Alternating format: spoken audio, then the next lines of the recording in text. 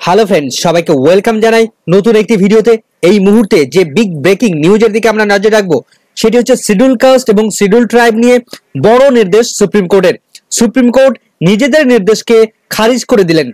20 বছর পূর্বের supreme court অর্ডারকে খারিজ করে সুপ্রিম কোর্টের 7 জাজ তারা নতুন অর্ডার দিলেন।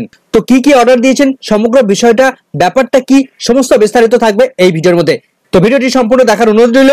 আমরা সবাই একটা জিনিস জানি যে ওবিসি তার যে রিজার্ভেশন সেখানে ক্রিমিনাল লেয়ার এবং নন ক্রিমিনাল লেয়ার রয়েছে, এই দুটি সেখানে ভাগ করা রয়েছে।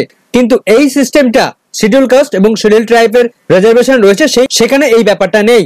কিন্তু অবশেষে আজ সুপ্রিম কোর্ট তারা এই ব্যাপারটিকে নিয়ে এলো, অর্থাৎ দেশের প্রত্যেকটা রাজ্য তাদের নিজেদের মতো করে এসসি এবং এসটি যে টোটাল রিজার্ভেশন রয়েছে টোটালটাকে তারা সাব ক্লাসিফাইড করতে পারে, অর্থাৎ কতগুলো শ্রেণীতে তারা ভাগ করতে পারে। তো এই মামলার ব্যাকগ্রাউন্ড কি, কবে থেকে চলছে, ব্যাপারটা কি বিস্তারিত এবং কি কি নির্দেশ এলো বিস্তারিত থাকবে এই ভিডিওর মধ্যে। তো আমরা প্রথমে জানবো যে অ্যাকচুয়াল হয়েছিলটা কি।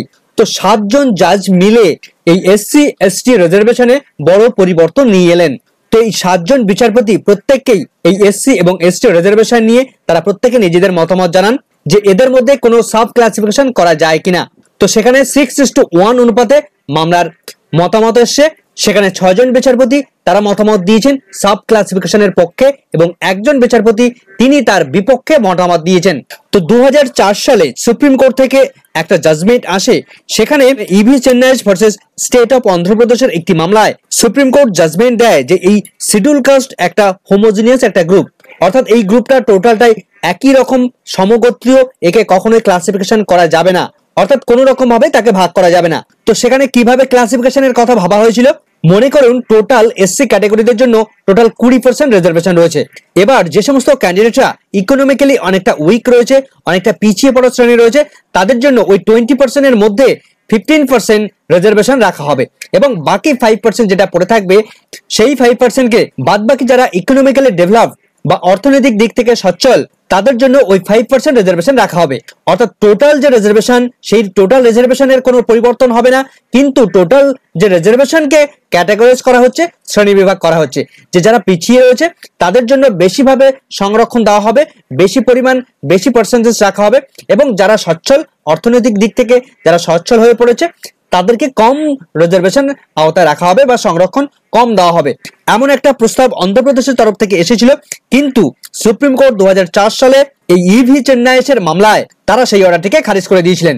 তো আজ সপ্তম জাজের মধ্যে কারা কারা ছিলেন, সুপ্রিম কোর্টের chief justice DY Chandrachud sir তিনি তো ছিলেনই, তার পাশাপাশি আর যে 6 জন বিচারপতিরা ছিলেন, BR গাভাই স্যার ছিলেন, বিক্রম নাথ ছিলেন, বেলায়েম ত্রিবেদী ম্যাম ছিলেন, পঙ্কজ মিত্তাল স্যার ছিলেন, মনোজ মিশ্রা স্যার ছিলেন এন্ড সতীশ চন্দ্র শর্মা স্যার ছিলেন। তো টোটাল এই 7 জন বিচারপতির মধ্যে 6 জন বিচারপতি এই সাব ক্লাসিফিকেশন তার পক্ষে মতামত দিয়েছেন এবং একজন তার বিপক্ষে মতামত দিয়েছেন। তো বিপক্ষে মতামত দিয়েছেন মাননীয় বিচারপতি বেলায়েম ত্রিবেদী মহাশয়া।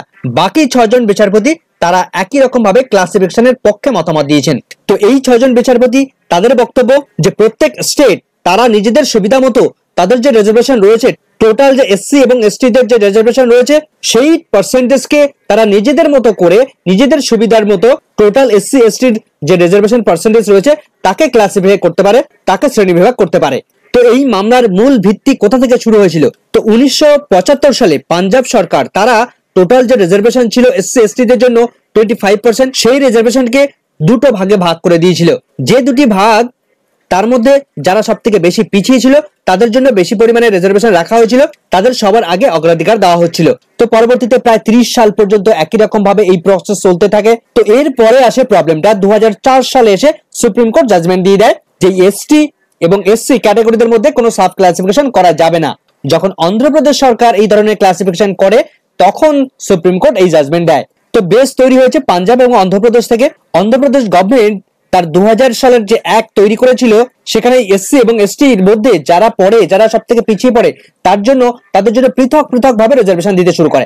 অর্থাৎ কোনো একটা সাব ক্যাটাগরির জন্য 2%, কোনো একটা ক্যাটাগরির জন্য 3%, কোনো একটা ক্যাটাগরির জন্য 5%, এভাবে যারা সব থেকে বেশি পিছিয়ে তাদের জন্য বেশি সংরক্ষণ, এভাবে তারা সাব ক্লাসিফিকেশন করে বিভিন্ন ক্যাটাগরিতে তারা ক্যাটাগরাইজ করে। তো যখন অন্ধ্রপ্রদেশের এই মামলাটি সুপ্রিম কোর্টে যায় 2004 সালে, তখন 5 জাজ ছিলেন, সেই 5 জাজের বেঞ্চ তারা কিন্তু একই রকম ভাবে মতামত দিয়েছিলেন। অর্থাৎ তারা বলেন যে এসসি এবং এসটি এটা কোনো রকম ভাবে ক্লাসিফাই করা যাবে না, এটা একটা হোমোজিনিয়াস গ্রুপ, প্রত্যেককে তার সমান ইকুয়ালিটি রয়েছে, ভারতীয় সংবিধান সবাইকে সমান ভাবে দেখার সম্মতি দেয়। তো সেক্ষেত্রে তাদের একই গ্রুপ, একটাই গ্রুপ, সেক্ষেত্রে তাকে ক্লাসিফিকেশন করা যাবে না। তো ভারতীয় সংবিধানের আর্টিকেল নাম্বার 341 নাম্বার ধারা অনুসারে ভারতের প্রেসিডেন্টকে তাকে এমন পাওয়ার দেওয়া হয়েছে যে এসসি এবং এসটি ক্যাটাগরির মধ্যে কারা কারা থাকবে সেই পাওয়ার তাকে দেওয়া হয়েছে। সেখানে তিনি সেই লিস্ট তৈরি করতে পারেন। সেখানে রাজ্য সরকার তারা কখনোই এই সাব ক্যাটাগরাইজ তারা করতে পারে না, এমন নির্দেশ 2004 সালে সুপ্রিম কোর্ট দিয়েছিল। ইতিমধ্যেই পাঞ্জাব যে ক্লাসিফিকেশনটা করেছিল, পাঞ্জাব এবং হরিয়ানা হাইকোর্ট তার 2 বছর পরে 2006 সালে এসে গিয়ে স্ট্রাক ডাউন করে দেয়, অর্থাৎ সেই ক্লাসিফিকেশনের উপর সম্পূর্ণভাবে স্থগিতাদেশ বা খারিজ করে দেয়। এরপর 2010 সালে এসে গিয়ে পাঞ্জাব হাইকোর্ট পুনরায় সেই অর্ডারটিকে স্ট্রাক ডাউন করে দেয়। তো তার পরবর্তীতে এই মামলা আসে সুপ্রিম কোর্টে।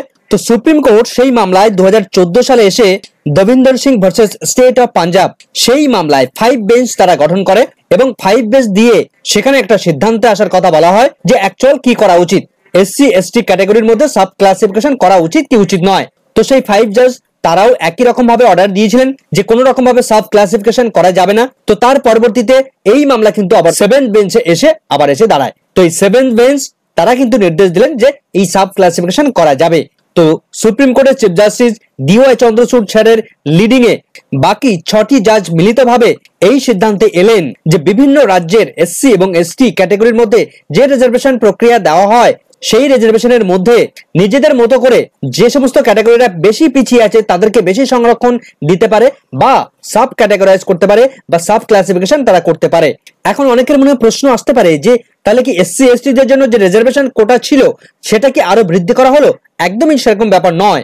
টোটাল যে রিজার্ভেশনটা ছিল, যে পার্সেন্টেজ ছিল সেই পার্সেন্টেজই থাকবে, কিন্তু তার মধ্যে সেই পার্সেন্টেজের মধ্যেই সাব ক্লাসিফিকেশন করা হবে, সাব ক্যাটাগরাইজ করা হবে। সেখানে দেখা হবে বেশ কিছু সাব ক্যাটাগরির ক্যান্ডিডেটরা তারা এখনো পর্যন্ত রিজার্ভেশনের যথার্থ সুবিধা তারা গ্রহণ করতে পারছে না। তো সেই সমস্ত ক্যান্ডিডেটদের জন্য বেশি পরিমাণে রিজার্ভেশনের সুযোগ দেওয়া হবে। আবার যেখানে দেখা যাচ্ছে যে সমস্ত ক্যান্ডিডেট বা যে সমস্ত সাব ক্যাটাগরাইজ ক্যান্ডিডেটরা রিজার্ভেশনের সুযোগ সুবিধা অনেকটা বেশি পরিমাণে নিচ্ছে এবং তারা ইকোনমিক্যালি অনেক বেশি ডেভেলপ করে গেছে, তাদেরকে কম রিজার্ভেশনের মধ্যে রাখা হবে, অর্থাৎ তাদেরকে পার্সেন্টেজ কমিয়ে দেওয়া হবে। তো 2004 সালে সুপ্রিম কোর্ট তারা নিজেরা জানিয়েছিল যে এটা একটা হোমোজিনিয়াস গ্রুপ, কিন্তু অর্থাৎ একই গোত্রের গ্রুপ, কিন্তু আজকের দিনে এসে দাঁড়িয়ে সুপ্রিম কোর্ট তারা 7 বিচারপতি তারা নতুন ভাবে নির্দেশ দিলেন, অর্থাৎ নিজেদের অর্ডারকে সম্পূর্ণভাবে খারিজ করে দিলেন এবং তারা আজ জানালেন যে এই এসসি এবং এসটি রিজার্ভেশনের মধ্যে তারা সাব ক্লাসিফিকেশন করতে পারে বিভিন্ন রাজ্যগুলো তাদের নিজেদের সুবিধা মতো। তবে এখানে একটা প্রশ্ন যে রাজ্য সরকার ইচ্ছে করলে যে আমি এই ক্যাটাগরিকে বেশি পরিমাণে রিজার্ভেশন দেব, ইচ্ছে করে রিজার্ভেশন দেব, এমন করলে তা কিন্তু হবে না, তা কিন্তু সেন্ট্রাল গভর্নমেন্ট বা সুপ্রিম কোর্ট তারা কিন্তু মেনে নেবে না। তার কারণ একটা নির্দিষ্ট ডেটা দেখাতে হবে রাজ্য সরকারকে যে কোন সাব ক্যাটাগরিরা বেশি পরিমাণে পিছিয়ে রয়েছে তাদেরকে সার্ভে করতে হবে এবং নির্দিষ্ট সেরকম তথ্য তাদেরকে খুঁজে বের করতে হবে যে এই সমস্ত ক্যাটাগরির ক্যান্ডিডেটরা তারা অনেকটা পিছিয়ে আছে বলেই তাদেরকে আমরা বেশি রিজার্ভেশনের আওতায় রাখতে চাইছি। তো তারপরেই সেটা মান্যতা পাবে। ইচ্ছে খুশি মতো রাজ্য সরকার চাইলেই সেটা কিন্তু বাড়াতে কমাতে পারবে না, তার জন্য যথার্থ কারণ চাই। তো এই 7 জাজের মধ্যে শুধুমাত্র বেলায়েম ত্রিবেদী মহাশয়া তিনি সমগ্র এসসি এসটি সাব ক্যাটাগরিজের বিপক্ষে ছিলেন। তিনি বলেন যে রাজ্যের এমন কোনো পাওয়ার নেই যে তারা এই এসসি এসটি কে সাব ক্যাটাগরাইজ করতে পারে। এখানে আরেকটা সবার মনের মধ্যে একটা প্রশ্ন চিহ্ন আসতে পারে যে সমস্ত সাব ক্যাটাগরিজ ক্যান্ডিডেটরা এই এসসি এবং এসটি ক্যাটাগরির মধ্যে ইনক্লুডেড রয়েছেন, অর্থাৎ যারা ইতিমধ্যে রিজার্ভেশন পাচ্ছেন, সেই সমস্ত ক্যাটাগরিরা তাদেরকে রিজার্ভেশন থেকে বের করে দেওয়া হবে, এমন প্রশ্ন অনেকের মধ্যে ঘুরপাক খাচ্ছে, কিন্তু একদমই তেমন কোনো ব্যাপার নয়। অর্থাৎ এসসি এবং এসটি রিজার্ভেশনের সুবিধা যারা পাচ্ছেন তারা তেমনই পাবেন, তবে রিজার্ভেশনের কোটাটা তারা বেশি বা কম এমনটা হবে। অর্থাৎ আগে টোটাল রিজার্ভেশনের মধ্যে তারা যেমন ইনক্লুড হতেন সেটা হয়তো রিজার্ভেশনের সুবিধাটা কম পাবেন। আগে যদি 20% পেতেন, তিনি এখন হয়তো যদি তারা আর্থিকভাবে সচ্ছল হন তাহলে তাকে হয়তো 5% এর মধ্যে ঢুকে যেতে হবে।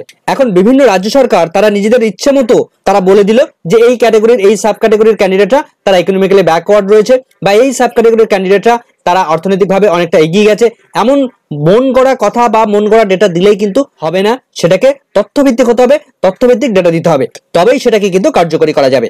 এখন এই সাব ক্যাটাগরাইজ করার ফলে কি কি ইম্প্যাক্ট পড়তে পারে, কি কি প্রভাব পড়তে পারে, দেখুন প্রথমেই সব থেকে বড় চাপ পড়বে রাজ্যের উপর, কেননা রাজ্যকে ডিসিশন নিতে হবে যে কাকে এগিয়ে রাখবে কাকে পিছিয়ে রাখবে। তো সেক্ষেত্রে রাজ্যকে অনেক টানাপোড়েনের মধ্য দিয়ে যেতে হবে এই সিদ্ধান্তে আসতে যে অ্যাকচুয়াল কাকে এগিয়ে রাখা যাবে কাকে পিছিয়ে রাখা যাবে। সেক্ষেত্রে বিভিন্ন ধরনের বিভিন্ন পক্ষ থেকে ডিমান্ড আসতে পারে, রাজ্য সরকারই শেষ সিদ্ধান্ত নেবে।